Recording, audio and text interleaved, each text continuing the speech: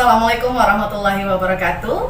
Halo guru hebat semuanya. Kali ini saya akan mewawancarai Ibu Raudati SAG, Kepala Sekolah SD Negeri 16 Surau Gadang, Kecamatan Nanggalo. Pada kesempatan kali ini tentunya kami akan membahas mengenai pengambilan keputusan berbasis nilai-nilai kebajikan. Selamat siang Ibu Raudati. Ya, selamat siang juga Ibu Rara. Ibu, terkait dengan wawancara yang akan kita lakukan hari ini, tentunya selama Ibu memimpin menjabat sebagai kepala sekolah, tentunya ada keputusan-keputusan yang Ibu ambil yang mengalami dilema etika selama ini ya Bu ya. Kali ini mungkin ada beberapa pertanyaan yang akan Rara ajukan Ibu. Yang pertama yaitu adalah selama Ibu memimpin Ibu, bagaimana cara Ibu untuk mengidentifikasi kasus-kasus yang merupakan dilema etika atau rujukan moral? Baiklah Bu Rara, sebagai seorang pemimpin di sebuah instansi pendidikan tentunya pasti akan beragam kasus yang akan dihadapi. Baik itu kasus yang keduanya benar, tetapi saling bertentangan, yang dikenal sebagai dilema etika. Ataupun kasus yang salah satunya benar dan yang lainnya salah. Kedua kasus tersebut harus dapat diidentifikasi dengan benar agar tidak ada kesalahan dalam pengambilan keputusan.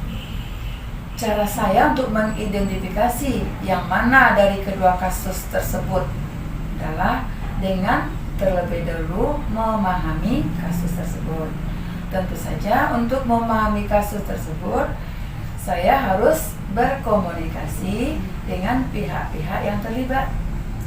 Setelah permasalahan dipahami, maka saya perlu melakukan beberapa hal untuk memetakan apakah kasus tersebut merupakan rujukan moral atau dilema etika. Luar biasa sekali ya Bu ya. Nah, kira-kira Bu, selama ini bagaimana cara Ibu menjalankan pengambilan keputusan di sekolah ini, terutama untuk kasus-kasus di mana ada dua kepentingan yang sama, sama-sama benar atau sama-sama mengandung nilai-nilai kebajikan Ibu? Untuk kasus yang dilema etika yang Bu Rara maksud, saya akan terlebih dulu mempertimbangkan kedua hal yang sama-sama benar tersebut. Membenturkan faktor apa atau pihak mana, apakah kepentingan perorangan atau kepentingan banyak orang, mengandung nilai-nilai kebenaran atau kesetiaan, rasa adil atau belas kasihan, ataukah berdampak untuk saat ini atau seterusnya. Berarti Ibu ibaratnya memikirkan jangka efek dari keputusan yang akan Ibu ambil ini ya Bu ya. Langkah-langkah atau prosedur apa saja yang biasanya Ibu lakukan selama ini Bu? Nah, tentu saja yang pertama suara hati dan nalar ya Bu ya. Karena untuk suara hati dan nalar harus sejalan untuk memilih kebenaran yang paling kecil mudaratnya dan besar manfaatnya. Jadi ibaratnya keputusan yang Ibu ambil ini jangan sampai merugikan satu pihak ya Bu ya. Iya benar. Bu, hal-hal apa saja nih Bu yang selama ini Ibu anggap efektif dalam pengambilan keputusan untuk kasus-kasus dilema etika ini? Iya, tentunya dalam pengambilan keputusan saya tetap berpegang teguh terhadap filosofi pemikiran pelopor pendidikan kita ya, Bapak Ki Hajar Dewantara, yaitu setiap pengambilan keputusan itu diambil berpihak kepada peserta didik yang memiliki nilai-nilai kebajikan universal. Berarti Ibu berusaha keputusan ini berdasarkan kepada nilai-nilai kebajikan, berpihak kepada murid dan tentunya bertanggung jawab atas keputusan yang diambil ya Bu ya. Apakah Ibu memiliki jadwal tertentu begitu Bu dalam pengambilan keputusan ini? Kalau masalah jadwal tentu tergantung ketika permasalahan atau kasus ada. Kalau yang bisa diselesaikan dengan segera, kenapa kita harus tunda? Nah, kalau ada kasusnya mungkin permasalahan yang tidak bisa diselesaikan dengan segera, tentu kita akan berkomunikasi dan konfirmasi dengan stakeholder di sekitar kita. Ada tidak tantangan yang Ibu temui Bu ketika pengambilan keputusan ini Bu? Tentu saja tantangan tetap ada, karena tetapi kita berusaha untuk memperkecil resiko. Karena perbuatan keputusan yang kita ambil adil menurut kita belum tentu adil juga menurut orang lain. Baik menurut kita belum tentu juga baik menurut baik orang menurut lain ya Bu ya. Seperti itu. Biasa sekali.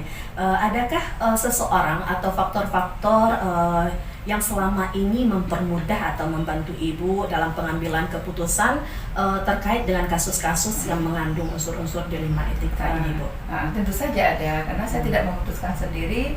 Yang pertama kali tentu saya melibatkan teman sejawat, teman sejawat untuk bermusyawarah.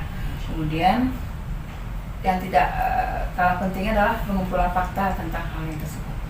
Berarti ibaratnya kalau misalnya Ibu mengambil keputusan tidak secara asal-asalan saja ya Bu ya. Ibaratnya berdasarkan fakta, kemudian Ibu bawa kepada musyawarah juga ya Bu ya. Dari semua hal yang telah Ibu sampaikan ini Bu, kira-kira pembelajaran apa nih yang dapat kita petik dari pengalaman Ibu mengambil keputusan terhadap kasus-kasus yang mengandung dilema etika ini Bu? Iya. Ya, tentu saja dalam pengambilan keputusan kita harus melakukan banyak pertimbangan supaya keputusan kita itu tetap tepat dan tidak mengandung penyesalan di akhirnya nanti. Kemudian juga hati-hati karena keputusan tersebut walaupun bagaimana harus berpihak kepada peserta didik. Oke, guru hebat semuanya, mungkin ini saja hasil wawancara dengan Ibu Raudati SAG, Kepala Sekolah SD Negeri 16 Surau Gadang, Kecamatan Nanggalo, Kota Padang. Saya sebagai protokol atau yang mewawancarai beliau, mohon maaf atas segala kesalahan. Di sini dapat kita ambil kesimpulan bahwa Ibu Raudati selaku Kepala Sekolah mengambil keputusan berdasarkan nilai-nilai kebajikan universal, bertanggung jawab serta berpihak kepada murid. Salam guru hebat. Assalamualaikum warahmatullahi wabarakatuh. Waalaikumsalam warahmatullahi wabarakatuh. Kita belajar Pancasila.